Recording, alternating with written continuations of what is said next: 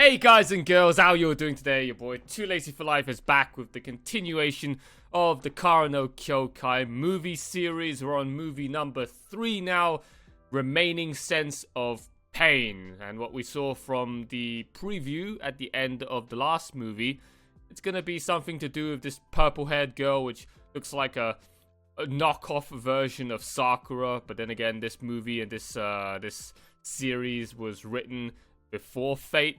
So this is kind of like the proto-preceptor concepts, okay, of what the Fate characters would end up becoming. So this is probably like considered Alpha Sakura, Beta Sakura, alright? The rough works that Nasu eventually probably just, redesigned her a little bit. And then it ended up being the real Sakura. Alright, so far I've watched 2 movies. The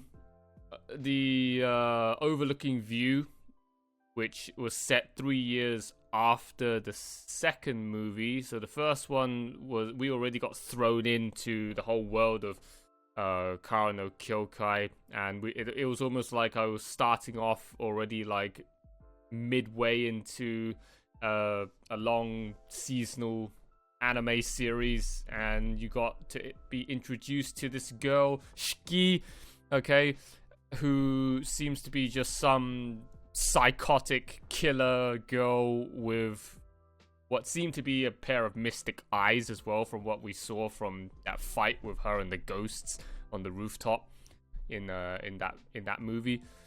And then there's this dude, which I like to just call Cock, because I can't be asked to go and pronounce his whole full name, okay? Cock.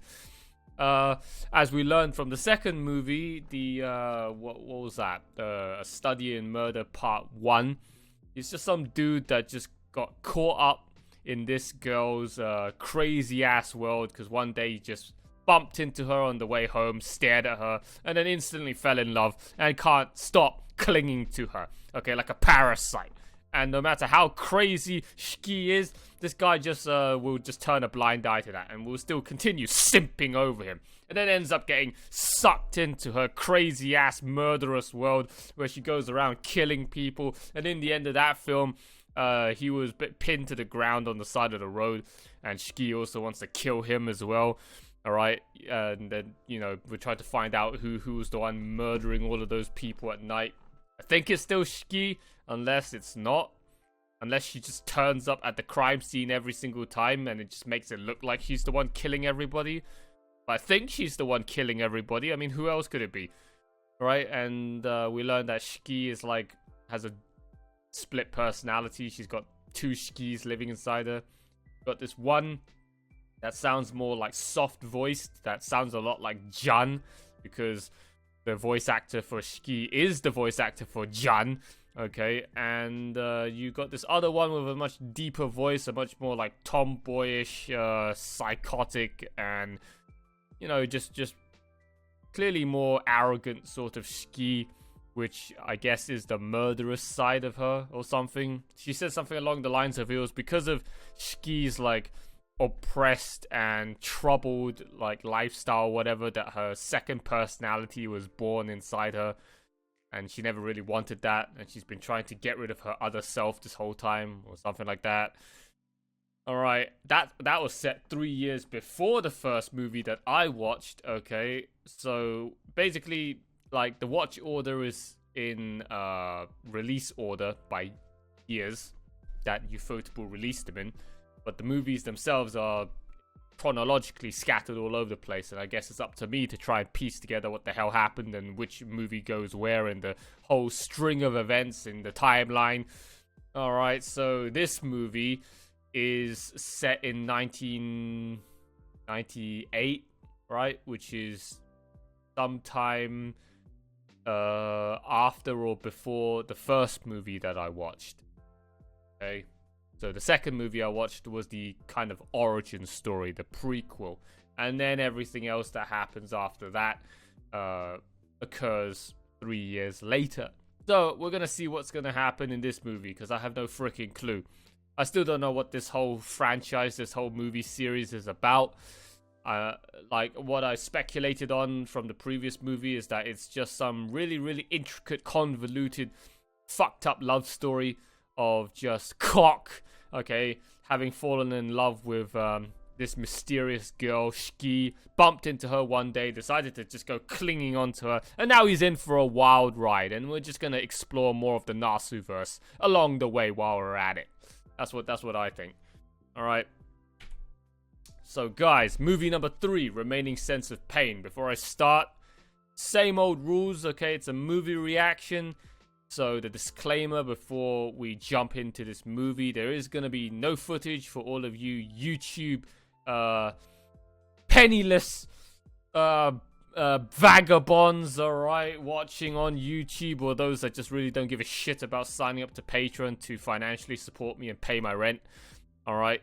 There is going to be no footage for you guys to watch on YouTube, unfortunately, because YouTube is a bitch and doesn't like anime movie footage, or the anime industry is a bitch and doesn't like anime movie footage to be shown generally on YouTube, so I don't take the risk of doing highlight reels for movies, okay? I just leave you guys with the full reaction with a timer, and you guys need to get your own copy of the movie ready to watch alongside with my reaction on YouTube, okay? And you sync up your video, your movie, to the timer of my video. Alright, and if you don't have a movie, well, it's going to be a pretty mundane experience, because you're not going to be getting a whole lot out of this video, because it's just going to be a silent video with me talking over it at random points in time throughout the movie, every now and again.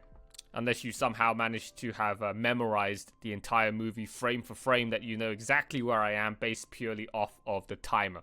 Alright.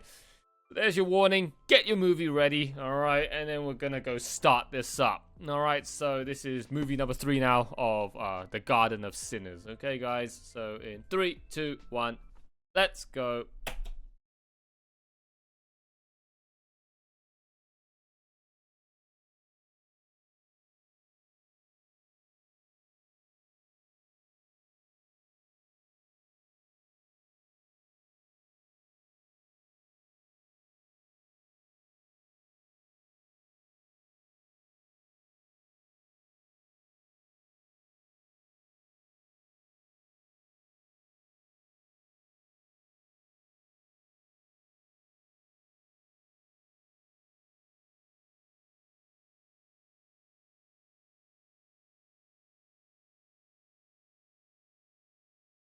Wait.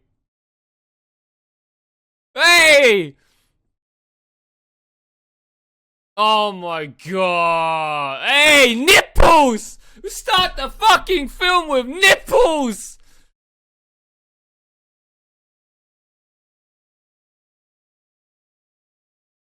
Hey, look, is that Ryunosuke?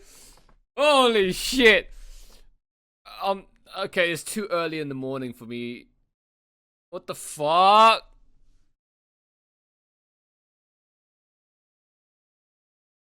You photable with the fucking nipples? What the yeah, oh, great. Yeah, sure, lazy. Sure, that was the only thing you managed to take away from that scene. Okay, yeah, great. It's like remaining sense. Oh, right. Get it? Pain. Sakura. Pain. Right? Sakura knows a whole lot about pain, right?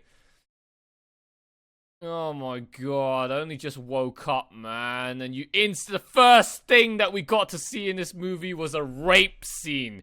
Get it? Sakura, proto-Sakura, still also getting banged in the middle of an alleyway somewhere against her will. But this time the difference is, she fucking nipples, man!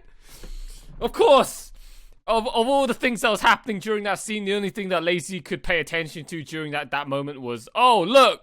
Uncensored nipple! Ufotable. Yeah, no, Ufotable has never done any, like, completely uncensored like, bruh. They had the balls to show fully unexposed nipples in this film. But they didn't do it for Sakura and fucking Heaven's Feel 2.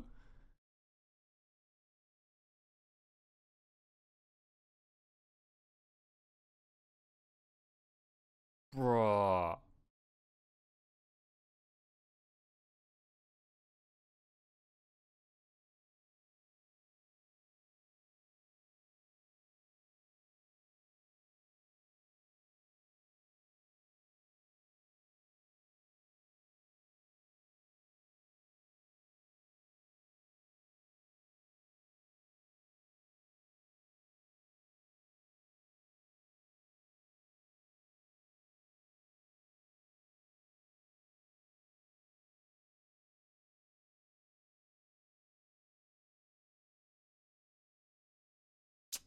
Damn.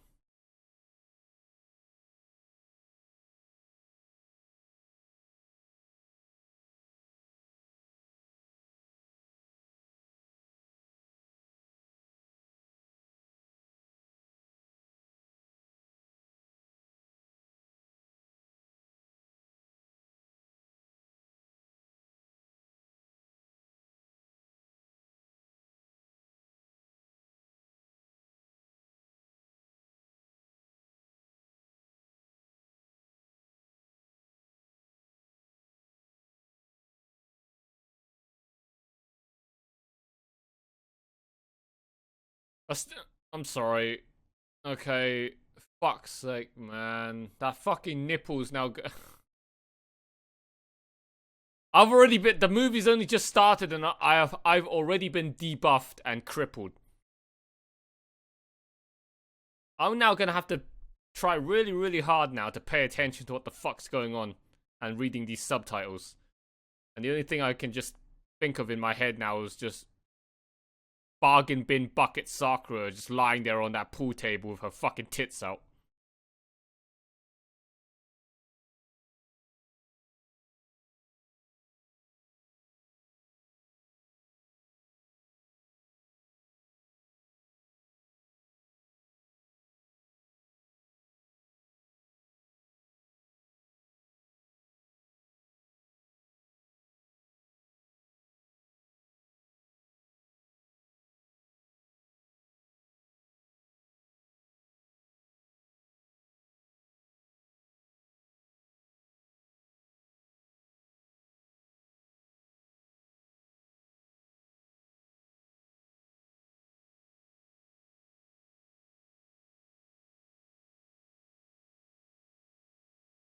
This woman reminds me a lot of the one that was like fostering Kiritsugu in Fate Zero, right? The executor from the church or whatever it was, that mercenary. Or was it the Mages Association? It was one or the other. Either that or it was a freelancer, I can't remember. Alright, she also sits in a studio, in an office, messy as fuck, packed full of shit, having to deal with some kid.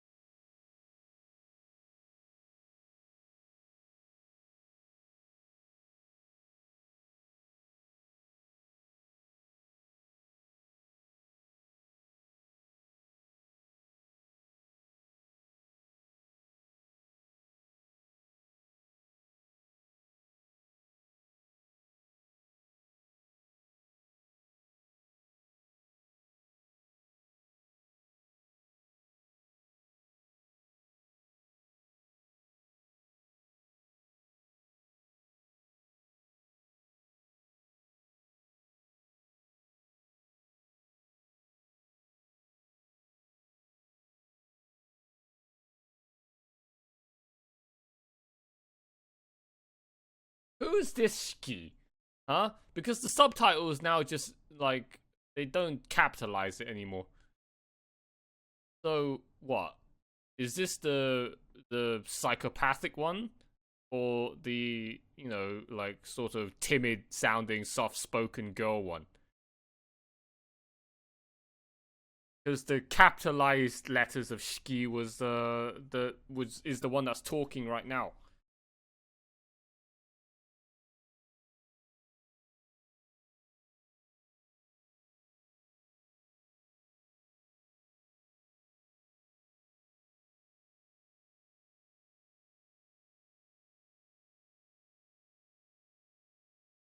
Did you guys see Ryunosuke in that pool uh table rundown bar thing?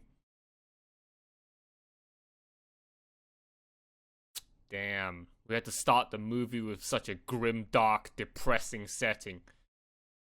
A girl getting fucking banged, well, Proto Sakura getting banged in a abandoned bar. Oh, right. Get it? an abandoned bar, an abandoned nightclub thing, and Ryunosuke is one of the guys like living there, hiding out in there. That's a Fate Zero reference.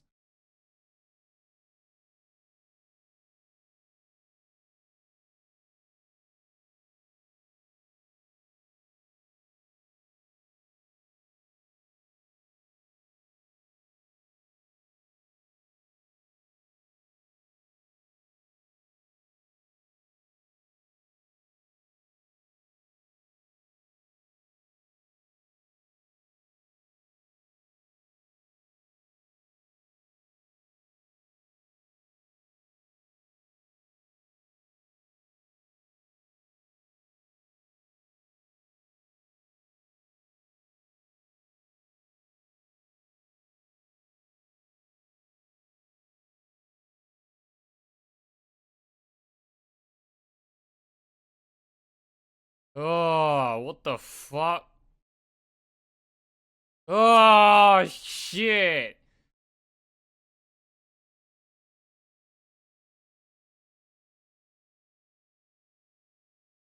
Uh, uh, excuse me?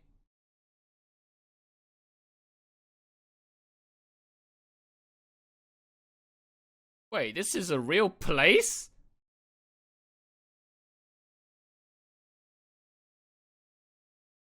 That's what I call it.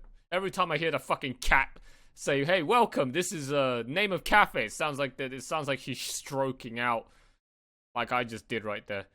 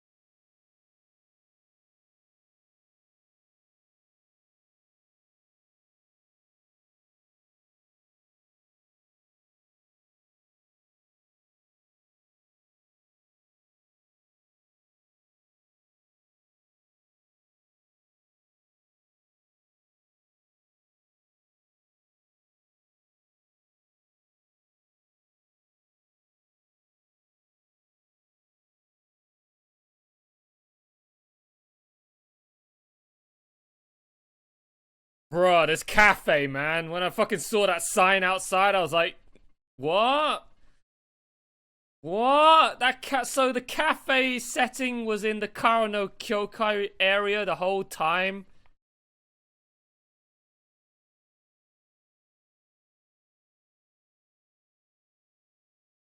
Unless any of you want to clarify on what this cafe is actually. Anyone know the history of this cafe?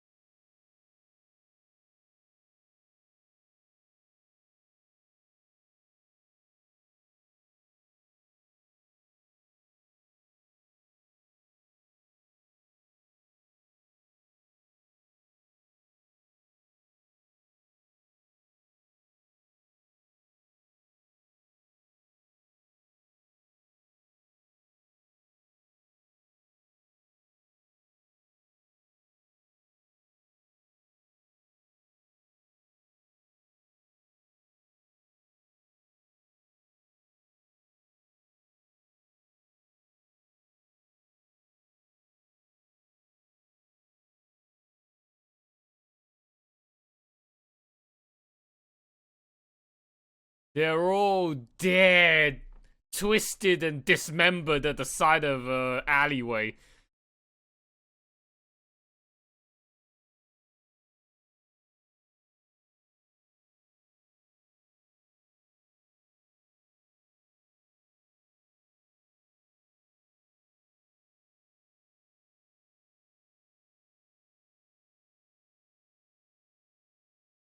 Well, there's another. Oh wow, shipping.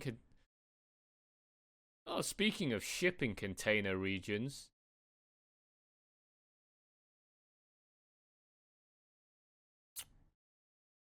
she's just twisting them all with her mind.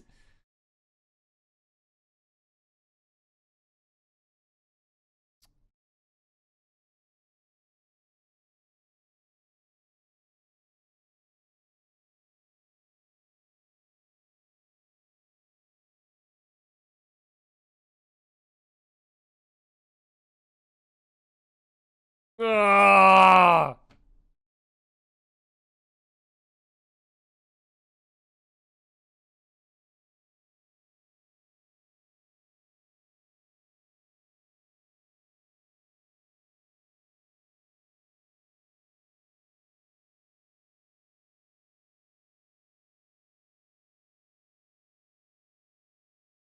God, it's fucking disgusting, man.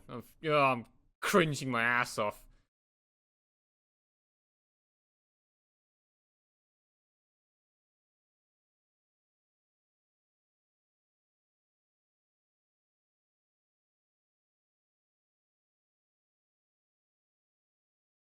You thought Heaven's Feel Sakura was edgy? Holy shit.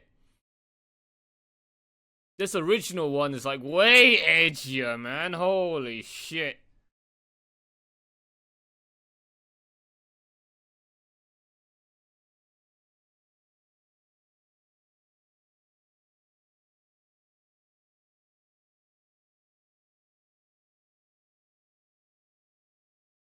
Somewhere in this shipping container port thing, you know, Lancer and Saber's having a duke off as well.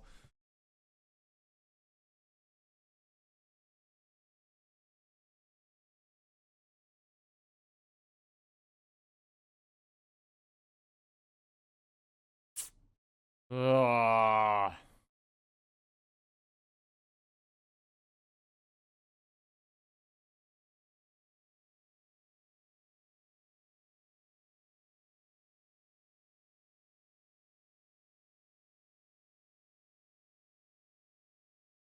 Oh, you got mystic eyes as well.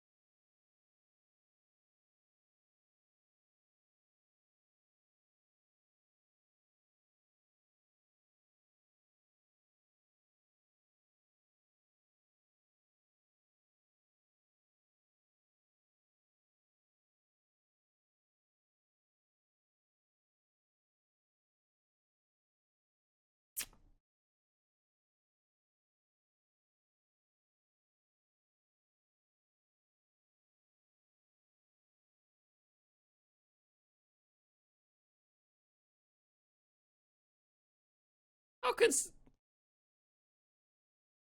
how the hell can you be doing like play cooking with a real knife and be cutting your fingers up like that and not feel anything?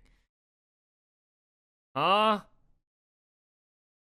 And that again, that symbolism, right? She's got something.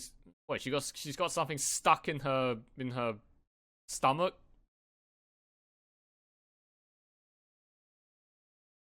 right? There's also a cut on her school outfit robe thing, right, on the side of her down there somewhere. Oh, you never. Oh, no wonder. Okay, she doesn't have a sense of pain. Yeah, like why is just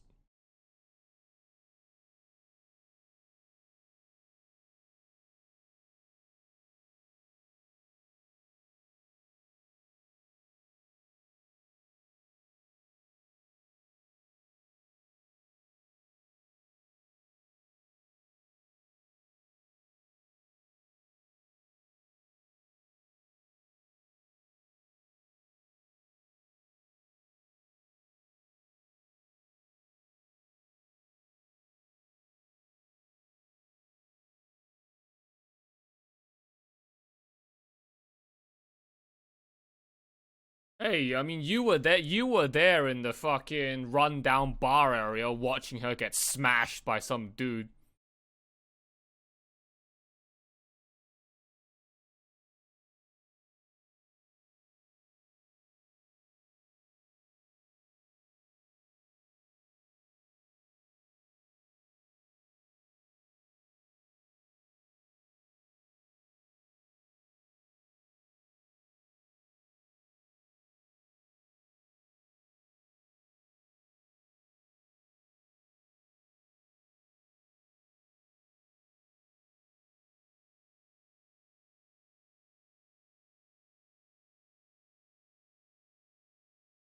I did her for the first time half a year ago.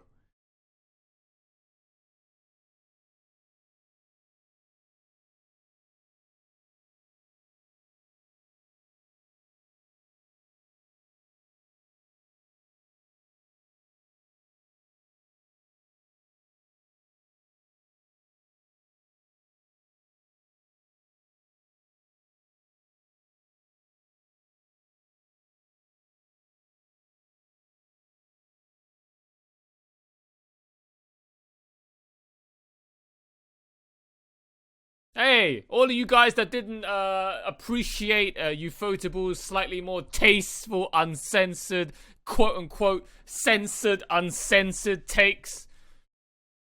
Okay, in Heaven's Field 2.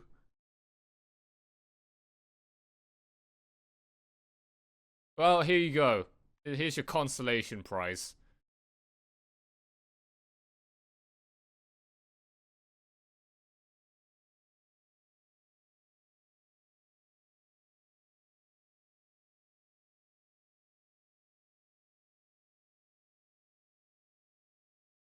Oh, so it was that guy's fault.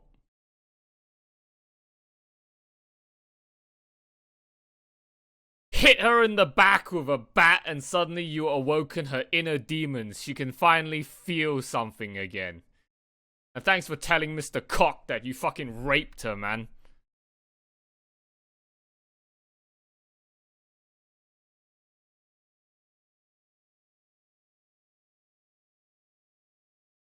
You should have killed him instead. Can't believe. Oh my god.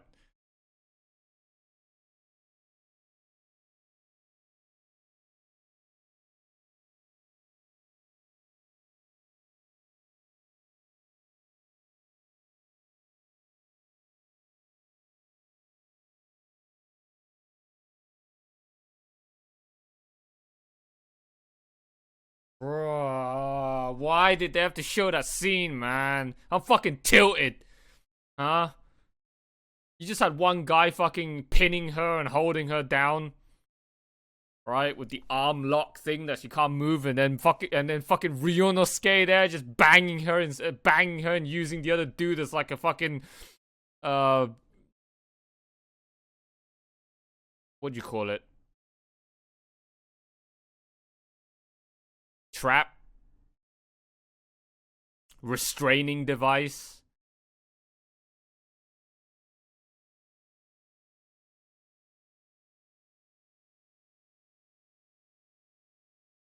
I still can't believe Ufotable did the full uncensored tits, man.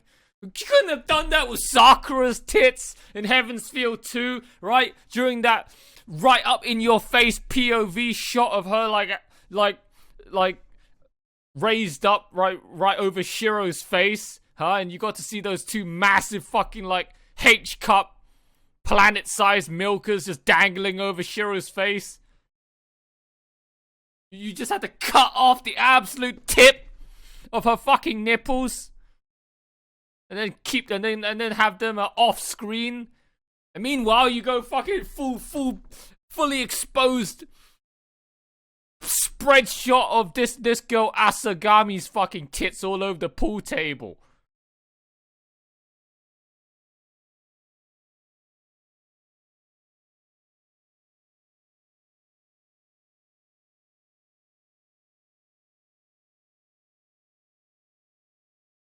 Yeah, it's whatever the heck she's holding down here in her stomach.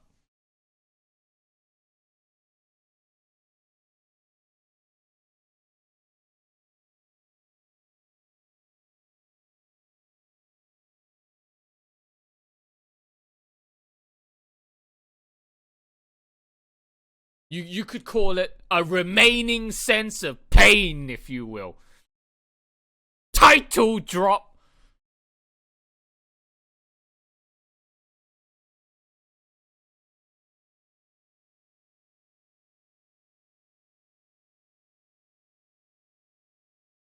Speaking of title drop, did you see when that dude like fucking cut up her fucking top there of her nun dress with that knife, and then you see the fucking titty drop afterwards?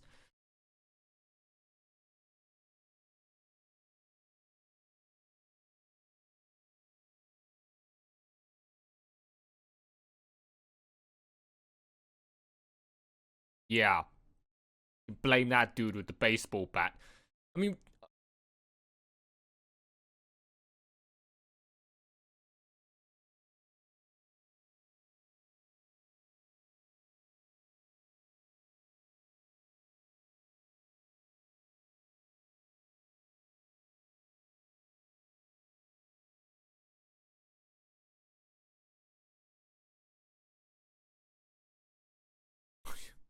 what an edgy kid, man. Absolute masochist. Of all the feelings you finally know how to feel after being a lifetime of insensitivity, alright, having a dead inside body that, is just completely suppressed to something. Pain isn't one of the feelings that you should be chasing after. Alright. Oh cool, I know how to feel pain for the first time. Let's feel it again. Like, no. No. You were better off when you couldn't feel pain.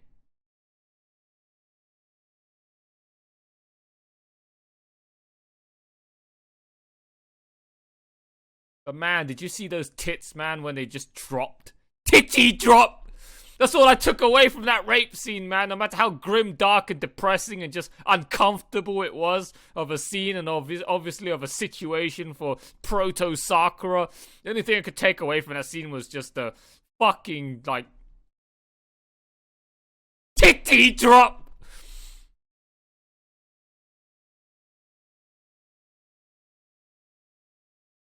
I mean, granted, they're not exactly the size of Sakura's planet-sized milkers, right, that we saw from Heaven's Feel 2.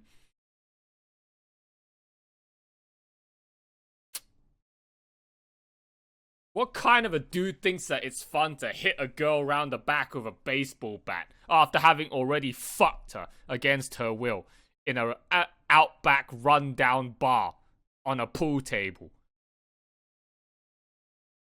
So what? Did she just one day got kidnapped and sexually assaulted on the way back home from school or something, right? And then got raped. That's just sad, disgusting. Fuck you, Japan. Alright, you just love writing this shit all the time. I've seen enough NTR hentai to know where that went. It's disgusting, man. And apparently in real life it's no different, which is kind of concerning.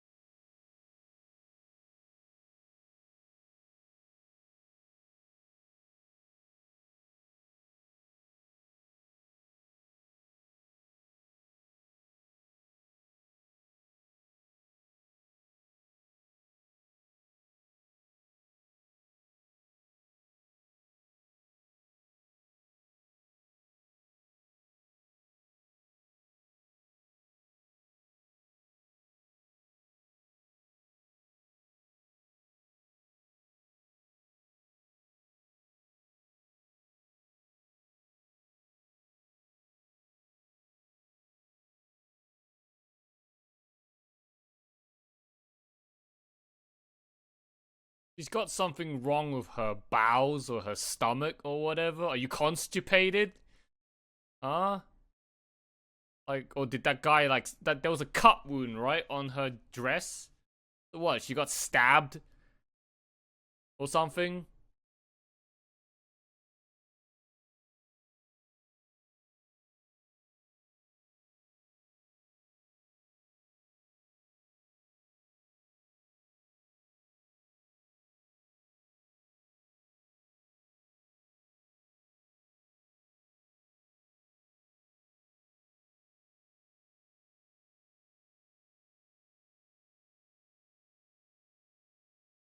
Wow, they met even when they were young kids.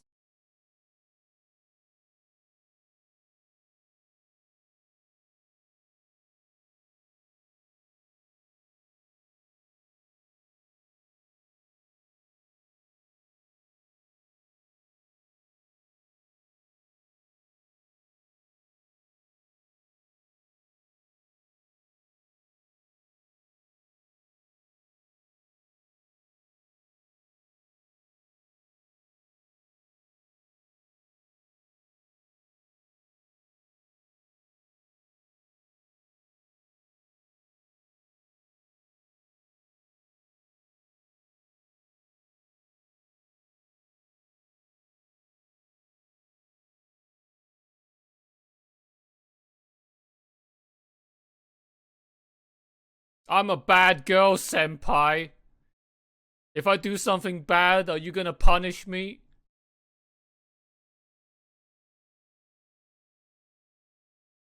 Damn. I'm not gonna lie, she's like, she's hot. Holy shit. What was? Oh, that shot right there. Like when I just stopped talking, man. Yeah, she's fucking hot. 40-year-old. As I get older, man, 40-year-old milfs in anime seem to look more and more appetizing and inviting and attractive. Or at least I think she's 40 years old. Otherwise, big oof.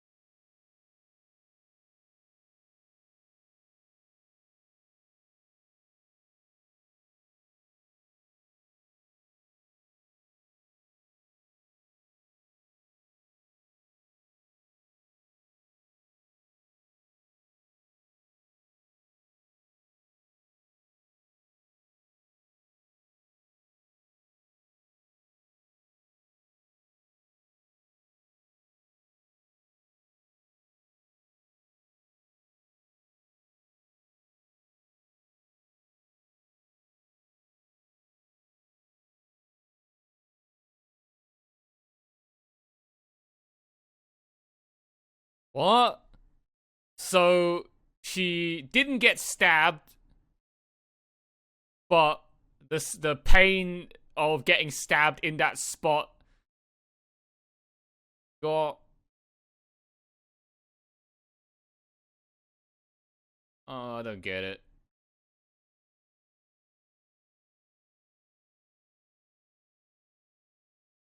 How would you know how it felt to get stabbed if you didn't get stabbed? Unless you just hallucinated it. I mean, I get it. I get it to an extent.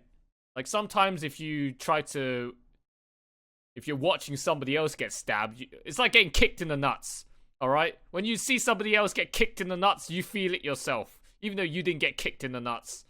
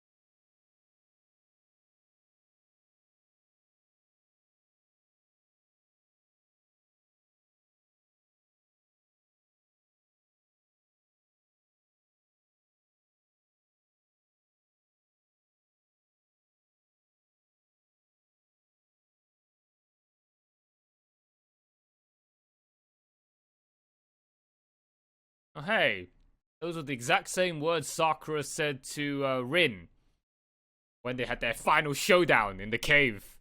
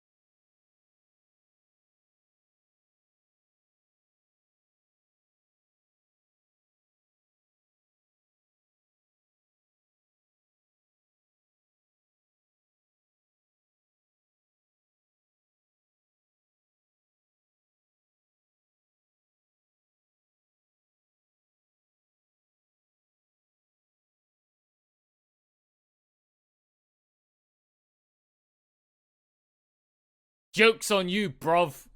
That arm is the fake one.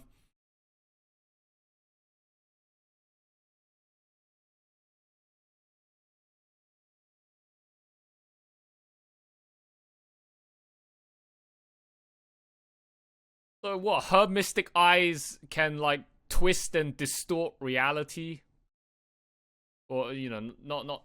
Well, I mean, like she shoots out these psychic waves that can go and start twisting shit.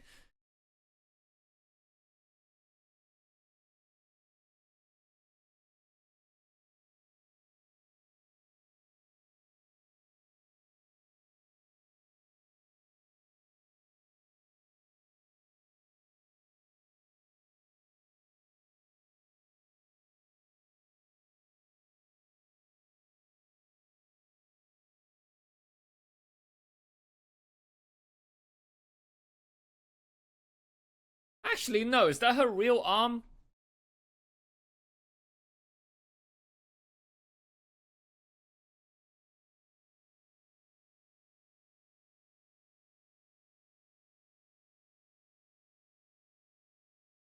What?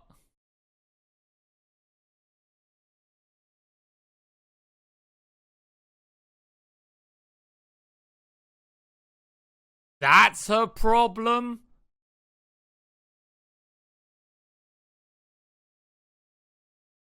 got fucking. I wouldn't go as far as saying joking that she's constipated. All right. I'm guessing it is a somewhat of a serious medical condition. Got blocked bowels.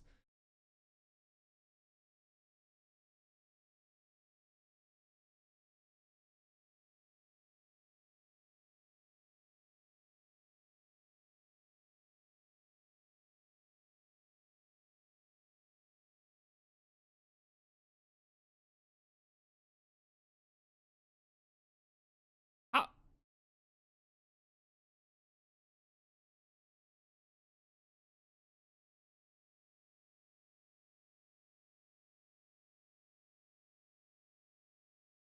I don't know what kind of a condition that is. Okay, unless you guys know the details.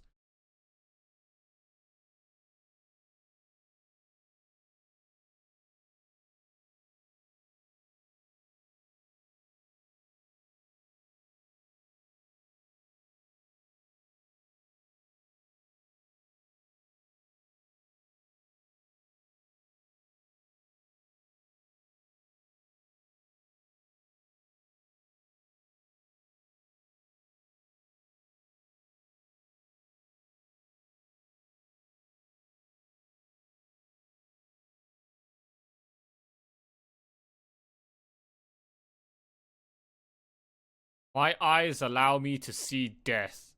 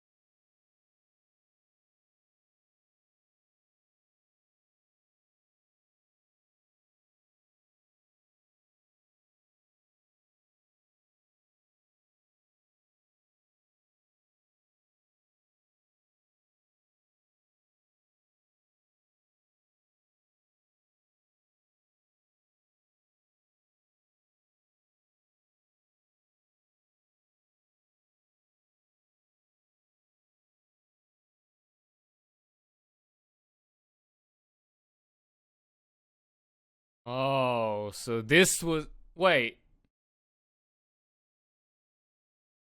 Oh, yeah, no, no, no. And that, yeah, no, that actually, yeah, that this happened. So this movie happened before the first one. Because they said on they said on the news, right?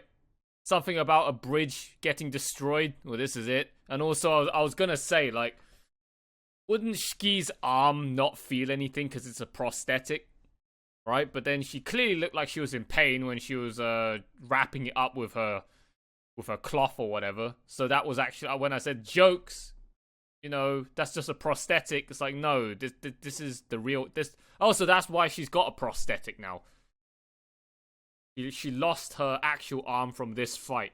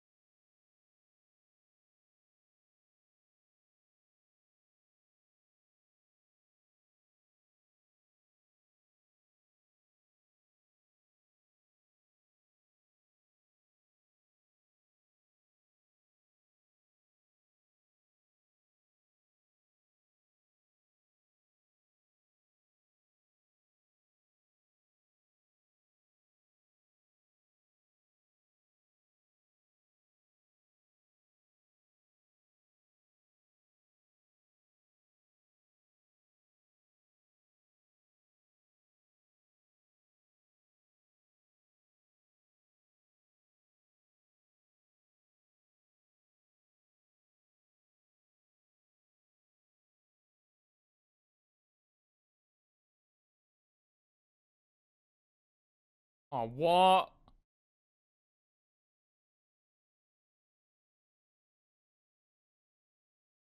This is literally like.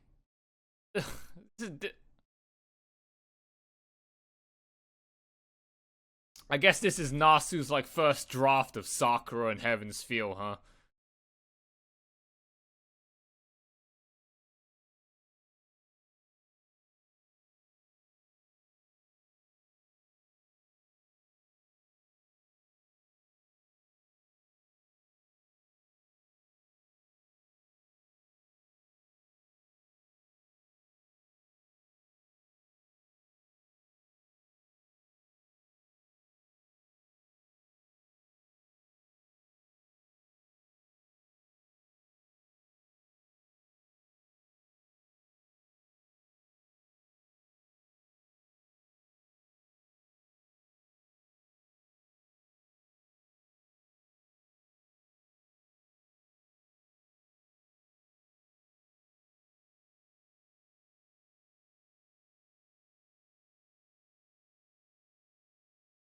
Bruh. He's dead. Oh my god. Literally, this story is like about as similar to Sakura's as you can possibly get.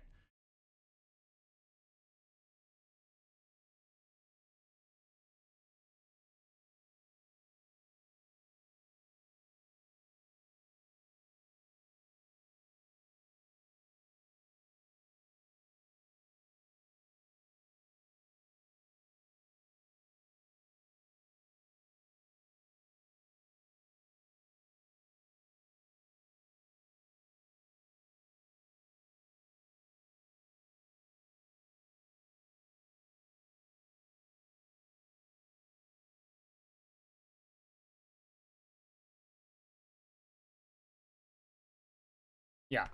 Yeah. Okay. So it goes movie 2, Mystic Eyes of Death Perception.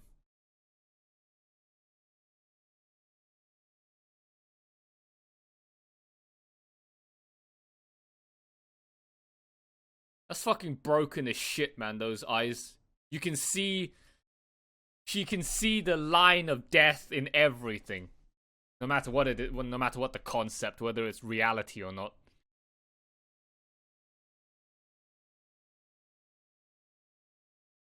She knows how to Alt F4 everything out of existence. That's overpowered as fuck, bro.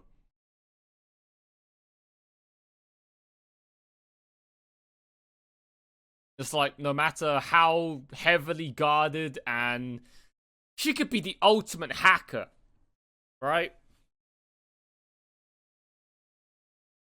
Oh, at least she's alive. Oh, that's nice. I'm gonna have to go read those subtitles again once this video is over and read that carefully.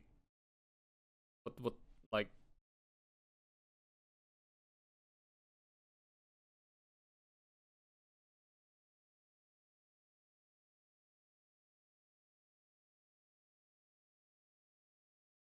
I still can't believe that Shiki could just take that twisted arm and like she hardly showed like she cared. Hence why I thought, oh, you know, prosthetic arm, right?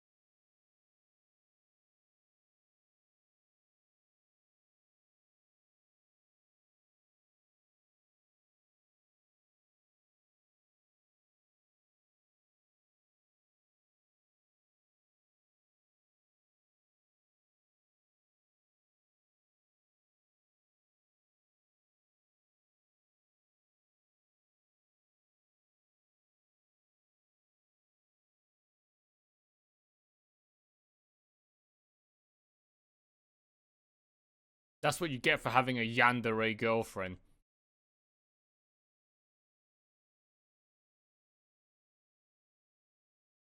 Gotta protect that smile, bro.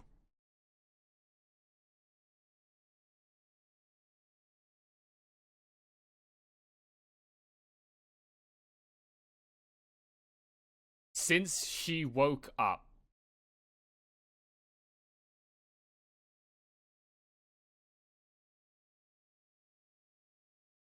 What?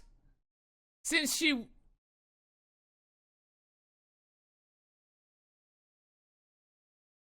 July 1998.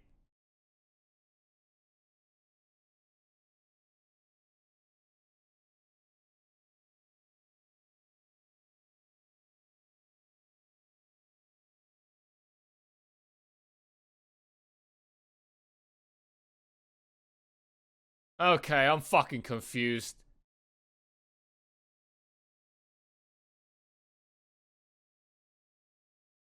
Oh, what was the chronological order again? So the second movie was obviously the first one.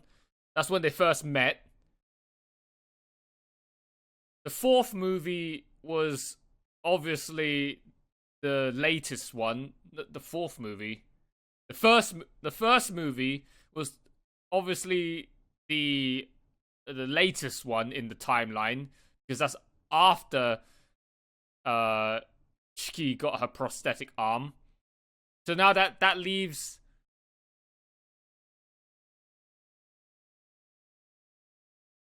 So this film happened before the first film because this was how she ended up getting the prosthetic arm, and they also talk about the bridge blowing up in the first film that I saw, which obviously happened from here. Now the only thing I got left to figure out where to put in is when she went into a coma, because now he just says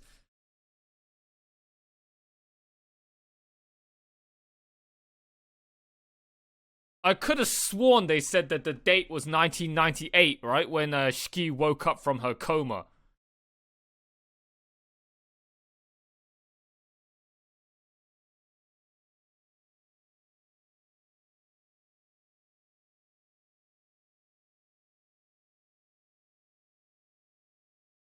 Was it February? I mean, if it's I think if it was February 1998, that would have made sense, right? And then this film is July. I could have sworn the fucking first film they said that the date was like June 1998.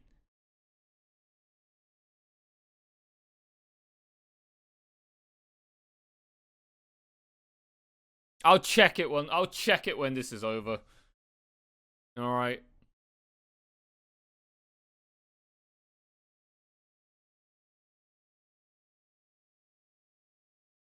Actually, you know what? I've got time. I'll check it now on a separate video player.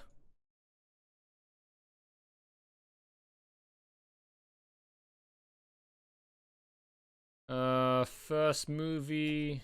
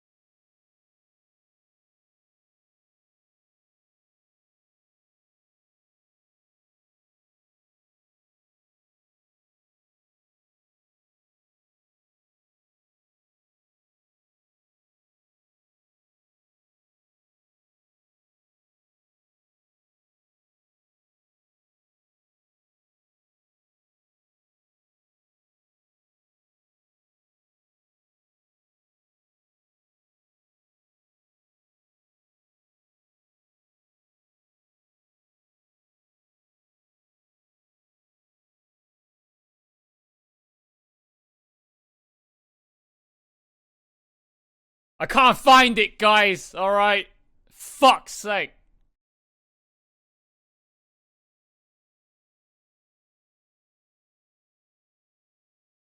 Oh.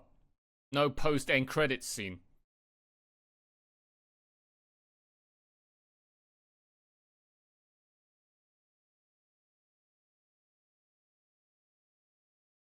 Oh, we get to find out what happened here.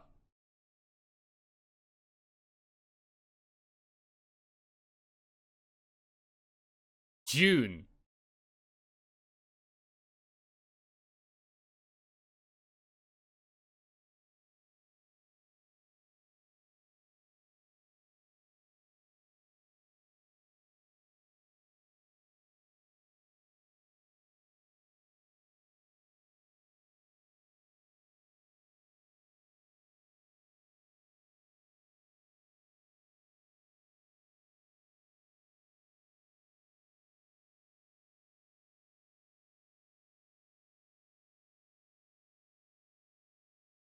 The Hollow Shrine. Might have to watch that right now. Okay, that's... Oh, I really want to find out what the fuck happened there with that cliffhanger, man. Oh, that was a good film. Alright, damn. How long was that? 57 minutes, just under an hour. Damn, that was a good film, man. It was like I was watching the first draft of Heaven's Feel, and then Nasu was like, hey, back to the drawing board. Gonna have to write up something new for Sakura. That was yeah, okay, so I'm gonna look at what the heck that what was her name? Toko said. Okay, about the bowels. Yeah, I thought I read that right. Appendicitis.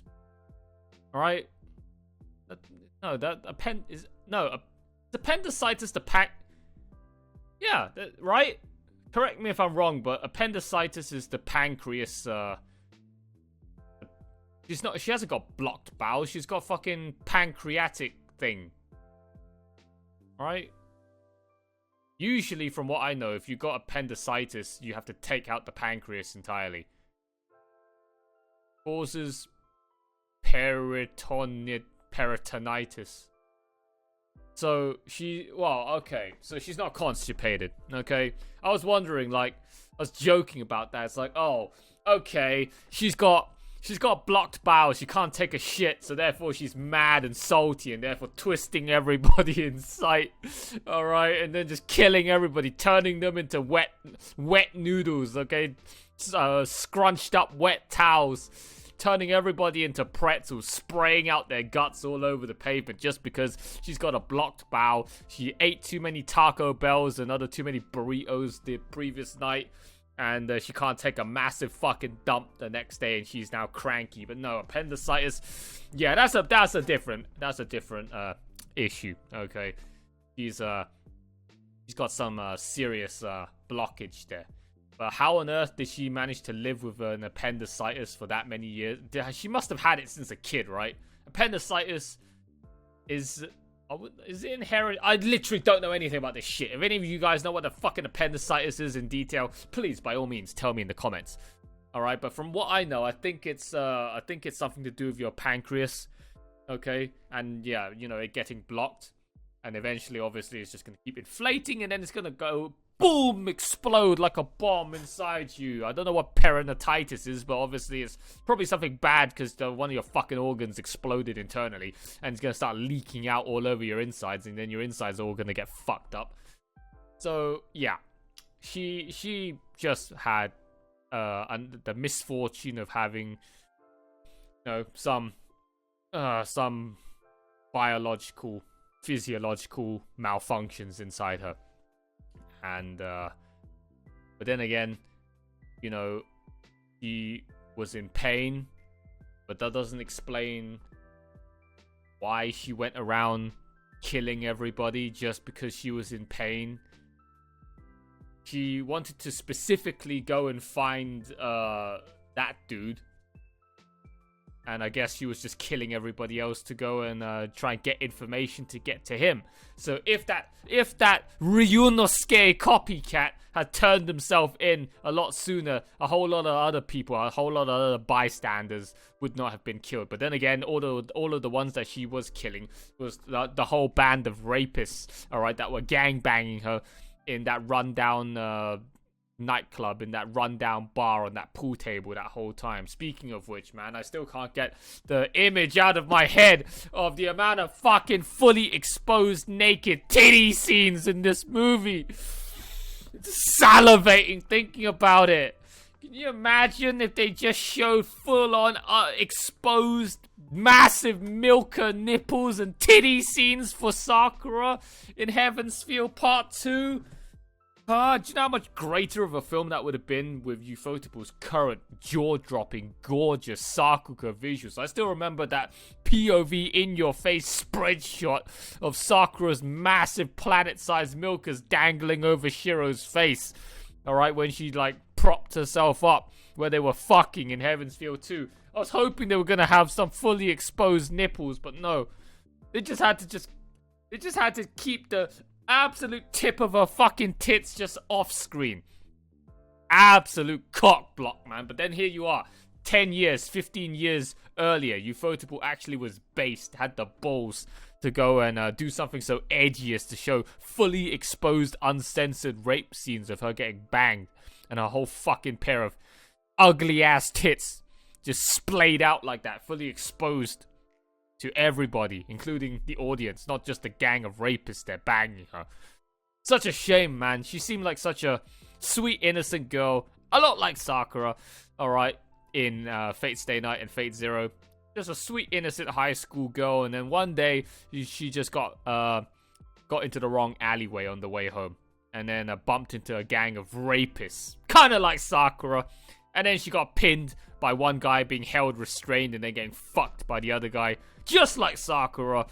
Alright, and that guy was the Ryunosuke knockoff, which is kind of sad. Ryunosuke was the one that fucked Sakura. Imagine saying that to a Fate fan. They're like, what, Nani? Huh? What? Are we watching the same anime? Huh? Did you see when he just stuck the knife into a fucking chest area of her nun dress and then just fucking pulled it up and then ripped the whole thing and then her fucking titties just fell out? Right? Even her fucking bra underneath got... How? That makes literally no sense. You must have got some pretty damn good precision skills to be able to dig the knife in so deep to be even able to hook onto somebody's fucking bra underneath and cut both of them simultaneously for the tits to fall out like that.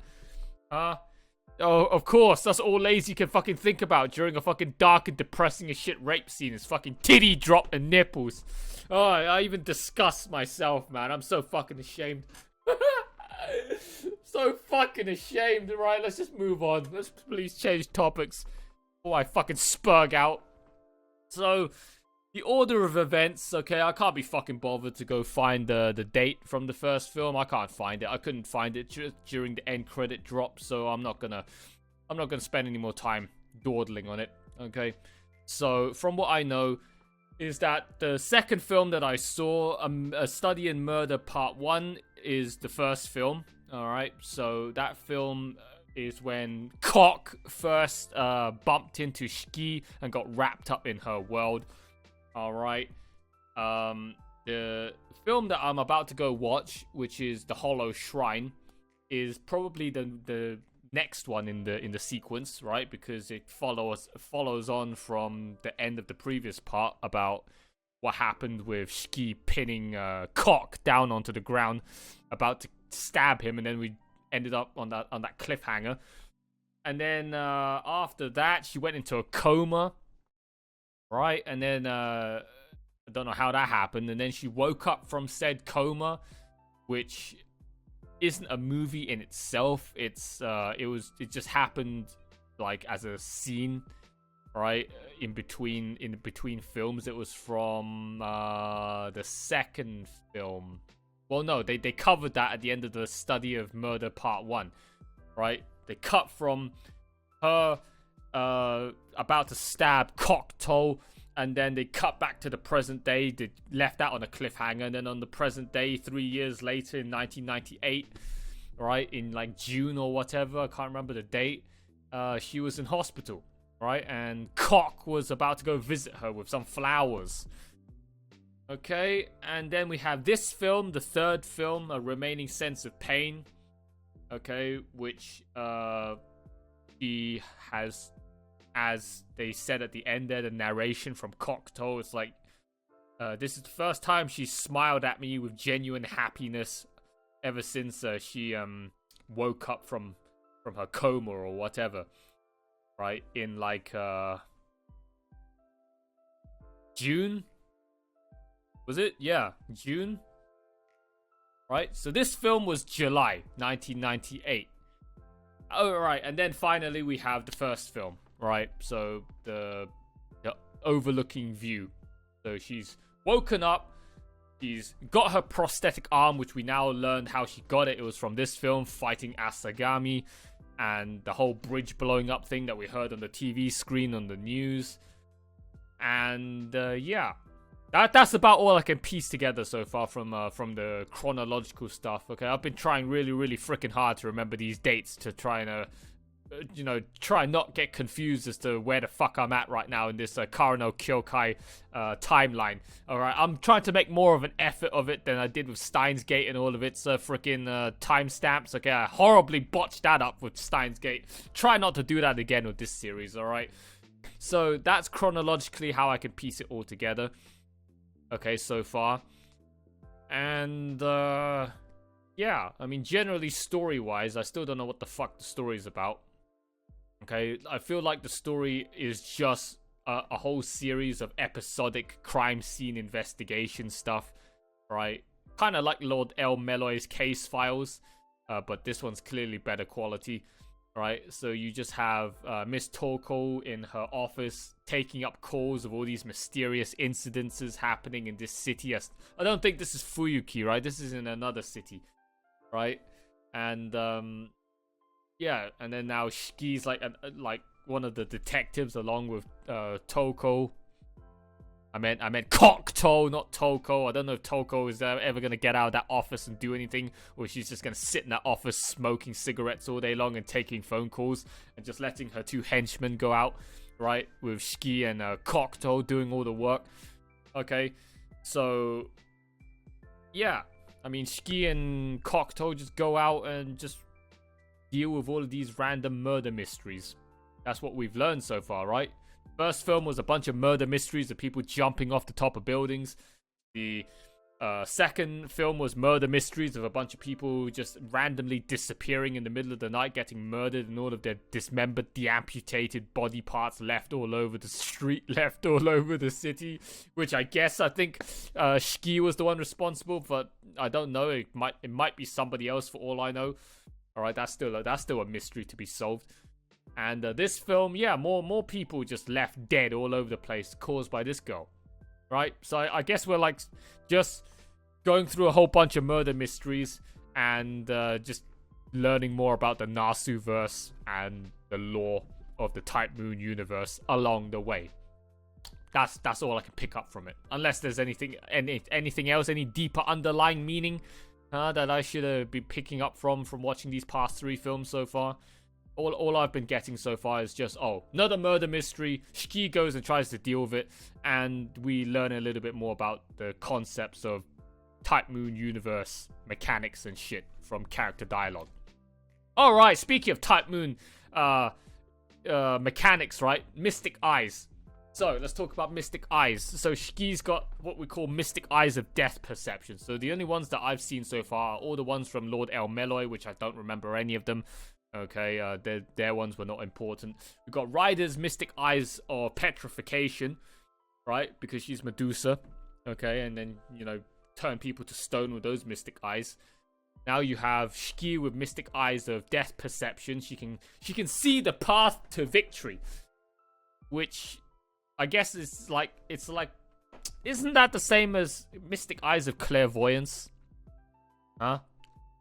Yes, I know about that. Okay, I've nutted off to Musashi long enough that I decided to go and Wikipedia some stuff about Musashi as well while I was at it, while I was nutting one out to more of that gorgeous Fate Go Musashi hentai fan art. Alright, so Musashi has mystic eyes of clairvoyance, correct me if I'm wrong. And from clairvoyance is like being able to see. Is it like seeing the future? It's almost like seeing the future. You can see ahead. It's like being able to play 100 turns ahead in chess, and therefore you know how to plan all your moves in order to guarantee victory, right? Something along those lines with clairvoyance. So mystic eyes of clairvoyance, you can just be able to see the path to victory, right? Because you can see so far ahead. Well, that's kind of like mystic eyes of death perception, but I guess mystic eyes of death perception is very, very specific in its clairvoyancy. It's just, you just know how to cut something and kill it, right? Whereas I guess clairvoyancy will allow you to pretty much clairvoyance anything. You can see the path to victory on anything, let alone just seeing a hey, I know what that is. Hey, I know what that is. That's like Tanjiro, right? That's Tanjiro's fucking like thread thing. He knows the thread to cut in Demon Slayer, right? To cut some demons, right? That's kind of like Shiki's mystic eyes of death perception. So you could say Tanjiro's got some kind of mystic eyes of death perception. You can see the thread to cut, and then that's how you kill off a demon. But that's specifically for demons, alright? Like, Shiki apparently can see the threads of everything. Time, space, reality. Every single last thread, she can cut it and kill it, whatever it is. She can probably even see the thread, the death line in a fucking stone pillar of a support column, okay? Of an underground car park, and she could probably still cut that and cause the whole fucking car park to collapse in on itself. So that's her mystic eyes. Pretty overpowered when it comes to combat. Alright, no matter how fortified your defenses may be, she can pretty much see. She can pretty much death perceive every single weak point in a certain thing and cut it up and one shot it pretty much. And then you have Asagami here with her mystic eyes of twisting, I guess. So she can send out all of these like psychopathic waves, right? Kind of like Alakazam in the Pokemon, right? Sending out all of this telekinesis, and then that energy of telekinesis goes out and starts twisting and distorting all of the stuff, all of the physical objects that she shot it at. And yeah, that's bad news for anyone that gets caught in that. It's like you get put in a blender pretty much. You get pretzel knotted.